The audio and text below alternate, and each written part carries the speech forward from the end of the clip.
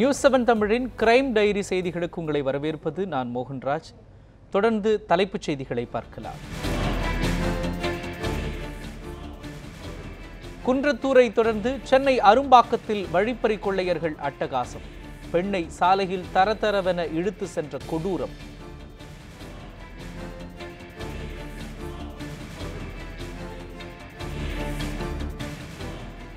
J Deepa வீட்டில் நுழைந்த போலி வருமான வரி அதிகாரி காவல் நிலையத்தில் சரண். சென்னை மாம்பலம் போலீசார் கைது செய்து விசாரணை. சென்னையில் ஆயுதங்களுடன் பதுங்கியிருந்த 3 ரவுடிகள் சிக்கினர். சூலைமேட்டில் ரவுடி பினுவின் கூட்டாளி வினோத் கைது. சென்னை காசிமேடு மீன்பிடி துறைமுகத்தில் காவல்துறைக்கு பயந்து கடலில் குதித்து இறந்த மீனவர். ஆத்திரமடைந்த உறவினர்கள் போலீசாரை முற்றுகையிட்டு போராட்டம். திருவள்ளூர் அருகே மாவோயிஸ்ட் தம்பதியர் கைது செய்யப்பட்ட விவகாரம். காவலில் எடுத்து விசாரிக்க போலீசார் நீதிமன்றத்தில் மனு. வெளிநாட்டில் வேலை வாங்கி தருவதாக கூறி பல லட்சம் ரூபாய் மோசடி. போலி IFS அதிகாரியை கைது செய்து போலீசார் விசாரணை.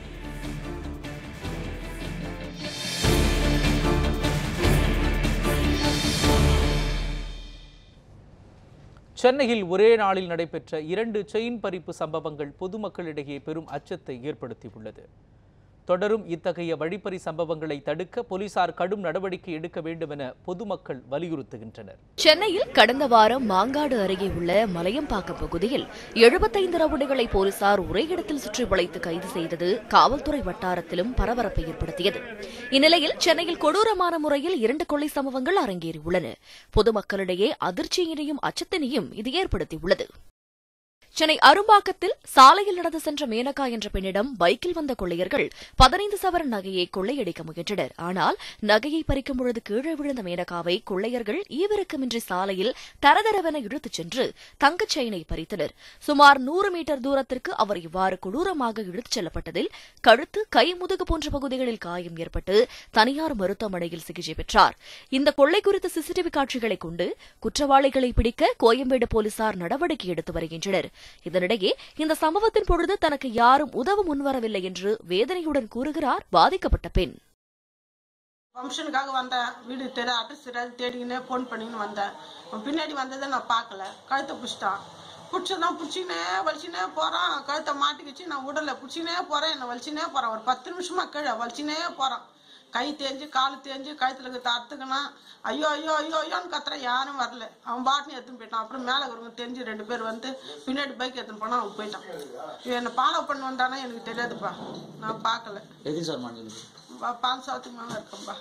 சரடு, சைனு, உருவுங்க, கால் சவருங்க நிறைய போட்டுருந்தேன். இதேபோல குன்றத்தூர் அருகே சாலையில் கணவருடன் நடந்து சென்ற பெண்ணிடம் நகை பறிக்கப்பட்ட சம்பவம் அதிர்ச்சி அளிப்பதாக உள்ளது. குன்றத்தூரைச் சேர்ந்த ஜெயஸ்ரீ என்பவர் வீட்டில் இருந்து அருகில் உள்ள கடைக்கு நடந்து சென்றுள்ளார். அப்பொழுது அவருக்கு பின்னால் வந்த மர்மநபர் ஒருவர் அவர் அணிந்திருந்த 5 சவரன் நகையை பறித்துவிட்டு தப்பி ஓடினார். இதனால் நிலை தடுமாறிய ஜெயஸ்ரீ கீழே விழுந்து காயமடைந்தார். இந்த வழிப்பறி சம்பவம் குறித்தும் போலீசார் விசாரித்து வருகின்றனர். இவ்வாறு செயின் பறிப்பு சம்பவங்கள் அடிக்கடி நிகழ்வதால் பெண்கள் நகை அணிந்து வெளியே வருவதற்கு அச்சப்படும் நிலை உருவாகியுள்ளது. இத்தகைய வழிப்பறி கொள்ளையர்கள் கைது செய்யப்பட்டாலும் எளிதாக வெளியே வந்து விடுவதும் இதுபோன்ற சம்பவங்கள் அதிகரிப்பதற்கு காரணமாக கூறப்படுகிறது. செய்திப்பிரிவு நியூஸ் 7 தமிழ், சென்னை. ஜெயலலிதாவின் அண்ணன் மகள் ஜே தீபா வீட்டில் நுழைந்த போலி வருமான வரி அதிகாரி காவல் நிலையத்தில் சரண் அடைந்துள்ளார். சென்னை டி நகரில் உள்ள ஜே தீபா வீட்டிற்குள் வந்த மித்தேஷ்குமார் என்கிற நபர் தான் வருமான வரித்துறை அதிகாரி என கூறி அடையாள அட்டையை காண்பித்துள்ளார். இதற்கிடையே அவரின் நடவடிக்கைகளை கண்டு சந்தேகமடைந்த தீபாவின் ஆதரவாளர்கள் போலீசாருக்கு தகவல் கொடுத்துள்ளனர். இதனையடுத்து சம்பவ இடத்திற்கு சென்ற போலீசார் மித்தேஷ்குமார் என்கிற அந்த நபரிடம் விசாரணை மேற்கொண்டதில் அவர் முன்னுக்கு பின் முரணாக பேசியுள்ளார். அதைத் தொடர்ந்து போலீசாரின் கண்எதிரே அந்த நபர் சுவர் ஏறி குதித்து தப்பி ஓடிவிட்டார்.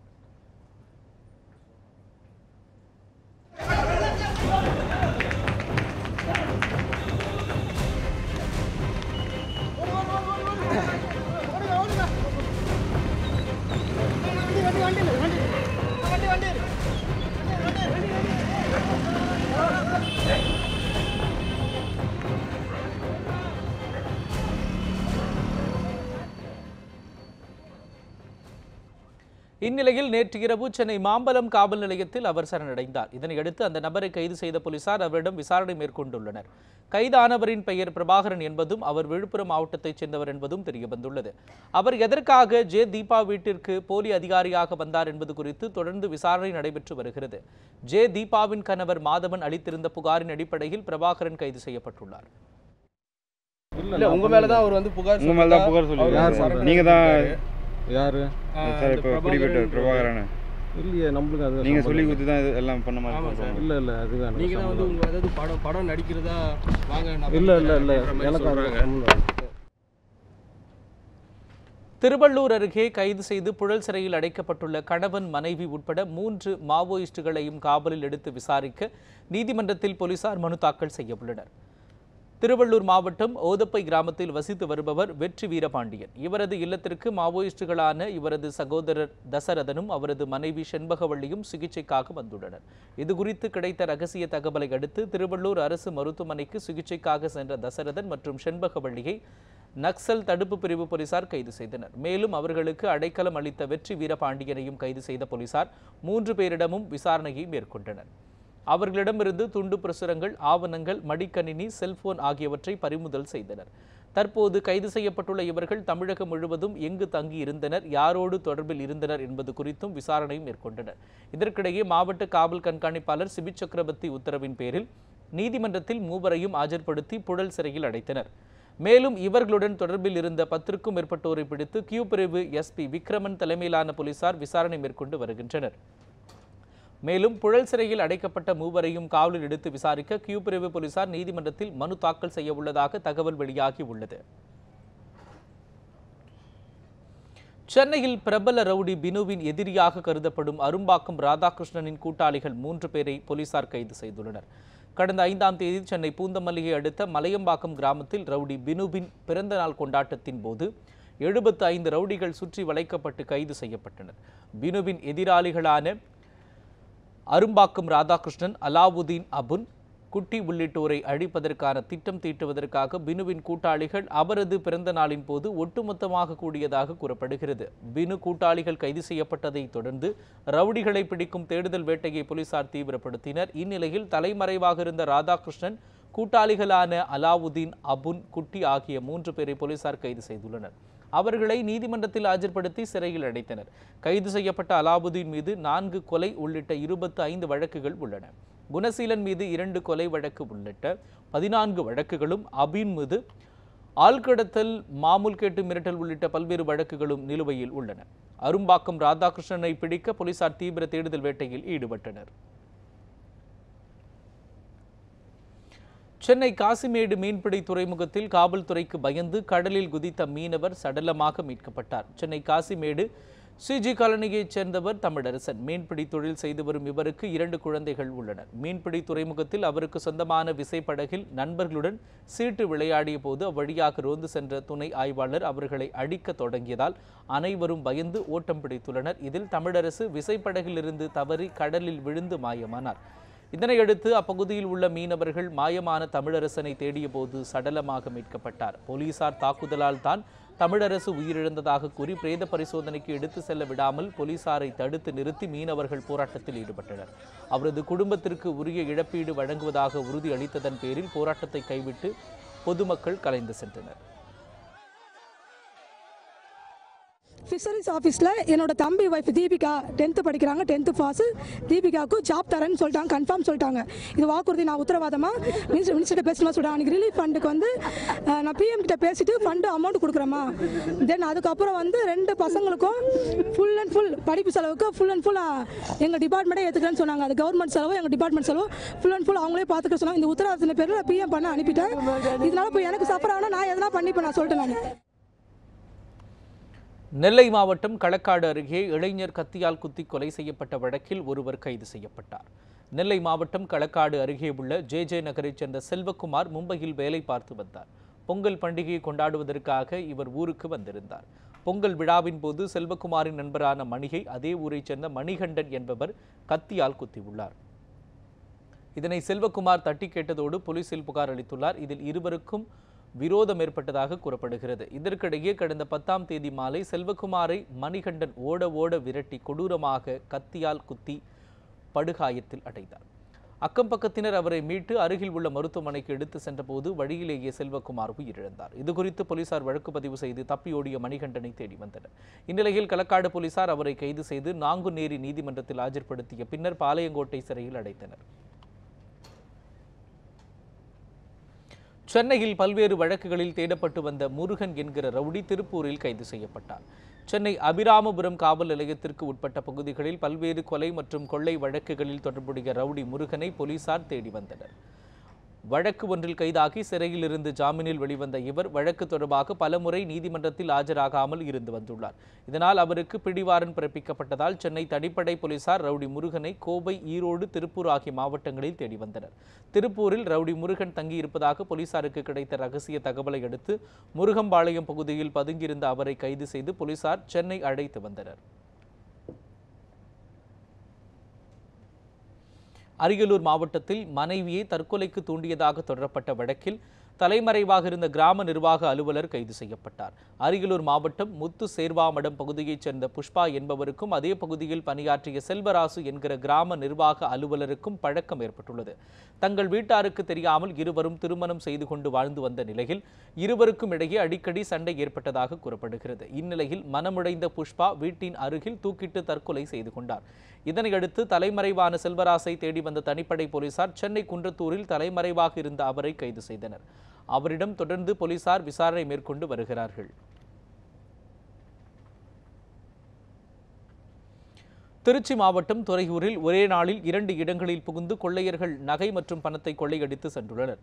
துறையூர் மலையப்பன் நகரைச் சேர்ந்த இசக்கி பாண்டியின் வீட்டிற்குள் புகுந்த மர்ம நபர்கள் பீரோவை உடைத்து 6 சவரன் தங்க நகைகள் மற்றும் 5000 ரொக்க பணத்தை கொள்ளையடித்து சென்றனர். இதேபோன்று முசிறி பிரிவு ரோட்டில் உள்ள மருந்து கடையின் பூட்டை உடைத்து 70,000 பணத்தையும் கொள்ளையர்கள் கொள்ளையடித்து சென்றுள்ளனர். இதுகுறித்த புகாரின் பேரில் துறையூர் போலீசார் வழக்கு பதிவு செய்து விசாரணை செய்து வருகிறார்கள். திருட்டு நிகழ்ந்த இடங்களை முசிறி டிஎஸ்பி சபியுல்லா நேரில் பார்வையிட்டு ஆய்வு செய்தார். மலேசியா, சிங்கப்பூரில் இருந்து திருச்சி வந்த விமான பயணிகளிடமிருந்து 78 லட்சம் ரூபாய் மதிப்புள்ள தங்கத்தை சுங்கத்துறையினர் பறிமுதல் செய்தனர். மலேசிய தலைநகர் கோலாலம்பூரில் இருந்து ஏர் ஏசியா விமானத்தில் திருச்சி வந்த பயணிகளை சுங்கத்துறை வான் நுண்ணறிவு பிரிவு அதிகாரிகள் சோதனை செய்தனர். அப்போது நாகையைச் சேர்ந்த முகமது ரபியுதீன் என்பவரது உடைமைகளை சோதனை செய்ததில் சார்ஜரில் மறைத்து எடுத்து வைந்த 600 கிராம் தங்கத்தினை பறிமுதல் செய்தனர். அவற்றின் மதிப்பு 18 லட்சம் ரூபாய் என்றும் இதே விமானத்தில் வந்த சென்னையைச் சேர்ந்த ஃபைசல்கான் மற்றும் ஃபக்ருதீன் ஆகியோரிடம் 952 கிராம் தங்கம் பறிமுதல் செய்யப்பட்டன. அவற்றின் மதிப்பு 49 லட்சம் ரூபாய் என்று அதிகாரிகள் தெரிவித்தனர். இதேபோல் சிங்கப்பூரில் இருந்து வந்த விமான பயணிகளை சோதனை செய்தபோது சிவகங்கையைச் சேர்ந்த பிரசாந்த் ஆரோக்கியம் என்பவர் பைப்பில் மறைத்து எடுத்து வந்த 131 தங்க கம்பிகளை பறிமுதல் செய்தனர். அவற்றின் மதிப்பு 11 லட்சம் ரூபாய் எனவும் தெரியவந்துள்ளது.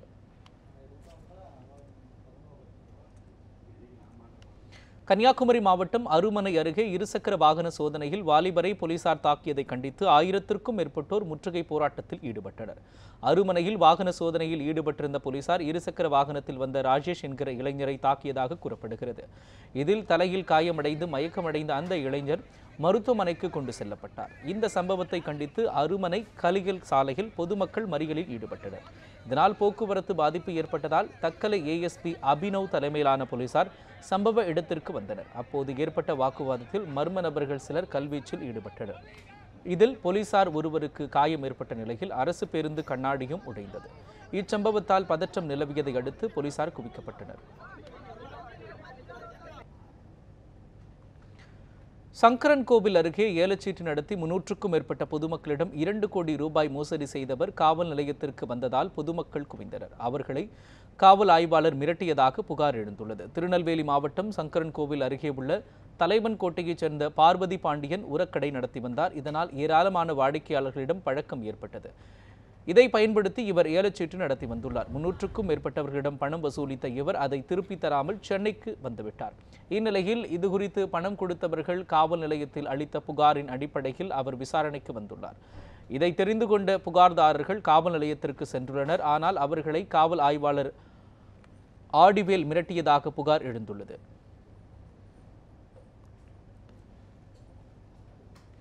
வெளிநாட்டில் வேலை வாங்கி தருவதாக கூறி பல லட்சம் ரூபாய் மோசடி செய்த போலி IFS அதிகாரியை சென்னை போலீசார் கைது செய்துள்ளனர். சென்னை பெரியமேட்டைச் சேர்ந்த இம்ரான் புரசைவாக்கத்தில் துணிக்கடை நடத்தி வந்துள்ளார். இவரது கடைக்கு அடிக்கடி வந்த வண்டலூரைச் சேர்ந்த ஹரி என்பவர் தான் IFS அதிகாரி என்றும் வெளிநாட்டில் வேலை வாங்கி தருவதாகவும் 5 லட்சம் ரூபாய் பெற்றுள்ளார். ஆனால் வேலை எதுவும் வாங்கி தரவில்லை. இது குறித்த புகாரின் பேரில் அவரை பிடித்து விசாரித்த போலீசார் அவர் போலி IFS அதிகாரி என்பதை கண்டறிந்தனர்.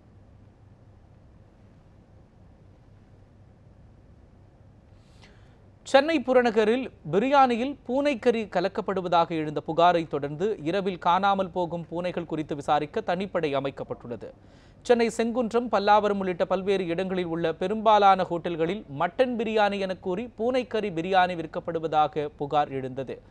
இதனையடுத்து சென்னை செங்குன்றத்தில் சோதனை நடத்திய தனிப்படை போலீசார் கொல்லப்பட்ட 13 பூனைகளையும் பறிமுதல் செய்தனர். கடந்த ஒரு மாதத்தில் மட்டும் மயிலாப்பூர், அண்ணாநகர், கோட்டூர்புரம், ராயப்பேட்டை உள்ளிட்ட பல இடங்களில் சுற்றித் திரிந்த பூனைகள் திடீரென மாயமானதாக கூறப்படுகிறது. எனவே இது தொடர்பாக விசாரிக்க அமைக்கப்பட்டுள்ள தனிப்படை போலீசார் பூனையை விற்பவர்கள் யார், அதனை ஆட்டுக்கறி என மக்களுக்கு விநியோகிப்பவர்கள் யார் என தீவிரமாக விசாரணை மேற்கொண்டு வருகின்றனர்.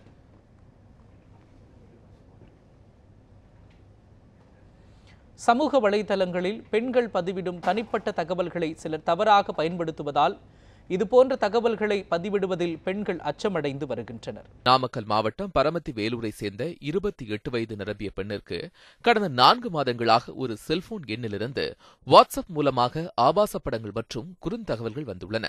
இந்த நிலையில் அந்த பெண்ணிற்கு திடீரென்று அந்த செல்போன் எண்ணிலிருந்து பேசிய நபர் அப்பெண்ணை பரமத்தி வேலூர் பேருந்து நிலையத்திற்கு தனியாக வர வேண்டும் என்றும், அப்படி வரவில்லை என்றால் அவரது வீட்டிற்கே வந்து ஆபாச படங்களை உறவினர்களிடம் காட்டிவிடுவதாகவும் மிரட்டியுள்ளார். இதையடுத்து பேருந்து நிலையத்திற்கு வருவதாக ஒப்புக்கொண்ட அப்பெண் இதுகுறித்து குடும்பத்தினர் மற்றும் உறவினர்களிடம் தகவல் தெரிவித்துள்ளார். இதன்படி உறவினர்களுடன் சென்ற அப்பெண் அந்த நபரை பிடித்து காவல் நிலையத்தில் ஒப்படைத்தார். அவரிடம் பரமத்தி வேலூர் காவல்துறையினர் மேற்கொண்ட விசாரணையில் அவர் திருநெல்வேலி மாவட்டம் NK புதூரை சேர்ந்த வெங்கடேஷ் என்பதும், இவர் கோவையில் உள்ள தனியார் நிறுவனம் ஒன்றில் கணக்காளராக பணியாற்றி வருவதும் தெரியவந்தது.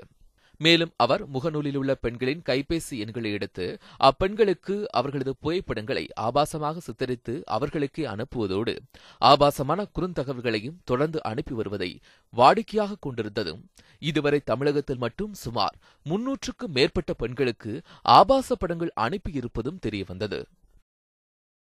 திருநெல்வேலி மாவட்டத்தைச் சேர்ந்த வெங்கடேஷ் என்பவர் கோயம்புத்தூரில் உள்ள ஒரு தனியார் நிறுவனத்தில் வேலை பார்த்து கொண்டிருப்பவர். அவர் வேலை பார்த்து கொண்டிருக்கும்போது ஃபேஸ்புக்கில் பெண்களுடைய அந்த நம்பர்களெல்லாம் திருடி அவர்களுக்கு SMS அனுப்புவது, ஃபேஸ்புக் மூலமாக மிரட்டல் விடுவது, இந்த மாதிரி பல காரியங்களை செய்து கொண்டிருந்தார். குறிப்பாக பரமத்தி வேலூரை சேர்ந்த செல்வி என்ற பெண்ணுக்கும் இதேபோல் செய்துள்ளார். மேலும் அந்த பெண்ணை பரமத்தி வேலூருக்கு சந்திக்கிறதுக்கு இடமெல்லாம் குறித்த சூழ்நிலையில் இது காவல்துறைக்கு புகார் செய்யப்பட்டது. இந்த புகார் அடிப்படையில் பரமத்தி போலீசார் அவரை கைது செய்து நாமக்கல் பரமத்தி கோர்ட்டில் ஆஜர்படுத்தப்பட்டு நாமக்கல் சப்ஜெயிலில் அடைக்கப்பட்டுள்ளார். இதுபோன்ற சிலரின் குற்ற நடவடிக்கைகளின் காரணமாக பெண்கள் சமூக வலைதளங்களில் தனிப்பட்ட தகவல்களை பதிவிடுவதற்கு அச்சமடைந்துள்ளனர். இதுகுறித்து பேசிய இளம்பெண் ஒருவர் தனிப்பட்ட புகைப்படங்கள் மற்றும் விவரங்களை சமூக வலைதளங்களில் பெண்கள் பதிவிடுவதே இதுபோன்ற பிரச்சினைகளுக்கு காரணம் என்று தெரிவித்துள்ளார். இது பெண்களின் மத்தியில் ஏற்பட்டிருக்கும் அச்சத்தை வெளிக்கொணர்ந்துள்ளது. இதுல ரொம்ப பாதிக்கப்படுறது யாருன்னு பார்த்தா காலேஜ் பசங்க, ஹவுஸ் ஒய்ஃப், யாரெல்லாம் அவங்க இதுல மூழ்கி இருக்காங்களோ அவங்க தான் இதுல பாதிக்கப்படுறாங்க. அவங்க டைம் பாஸ்க்காக இதை பண்றாங்க. பட் ஆனா அதோட விளைவுகள் என்னன்னு அவங்களுக்கே தெரியறதில்ல. நம்ம இப்போ நான் என்ன கருத்து சொல்றேன்னா, நம்மளோட ப்ரொஃபைல் பிக்சர்ல நம்மளோட போட்டோஸ், நம்ம குழந்தைங்களோட போட்டோஸ், ஃபங்க்ஷனுக்கு போறது, இந்த மாதிரி விஷயங்கள்லாம் எதுவுமே வைக்காதீங்க. ஏன்னா அதை அவங்க ஈஸியா ட்ரேஸ் பண்ணி மிஸ்யூஸ் பண்ணி நம்மள பிளாக்மெயில் பண்றதுக்கு நிறைய வாய்ப்புகள் இருக்கு. அது மட்டும் இல்ல, அப்படி உங்களுக்கு அந்த மாதிரி ஏதாச்சும் ஒரு விஷயங்கள் நடந்துச்சுன்னா எந்த ஒரு தயக்கமும் இன்றி யார்கிட்டயாச்சும் ஒருத்தட்ட சொல்லி அதுல இருந்து வெளியில வந்துருங்க. எனவே இதுபோன்ற குற்ற நடவடிக்கைகளில் ஈடுபடுவோரை போலீசார் கைது செய்து உரிய நடவடிக்கை எடுக்க வேண்டும் என்பதை பொதுமக்கள் மற்றும் சமூக ஆர்வலர்களின் வேண்டுகோளாக உள்ளது. ஸ்ரீதர், நியூஸ் 7 தமிழ், நாமக்கல். இத்துடன் இந்த செய்தி அறிக்கை நிறைவு பெறுகிறது. அண்மை செய்திகளுக்கு தொடர்ந்து பாருங்கள் நியூஸ் 7 தமிழை.